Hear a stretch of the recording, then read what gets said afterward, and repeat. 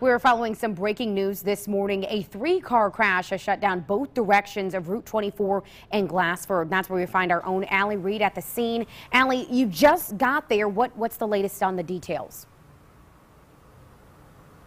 Good morning, Shelby. We know that three-car crash involved two cars as well as one semi. What we heard over scanners this morning is that at least one person was life-flighted. I'm going to step out of the scene just for a second. We are a little bit far back, but we are knowing that crews are going in and out of the scene, and I am checking in periodically with police to get you the latest information.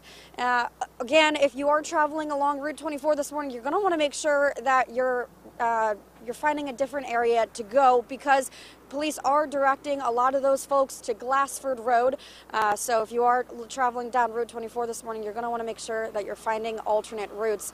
Again, I am periodically checking in with police, but I don't have too much other than that for you as this time. Hopefully we'll be able to move in just a little bit closer as it gets just a little bit later on, and police will have some more information for us. But for now, live here in Glasford, Allie Reed sending it back to you in studio.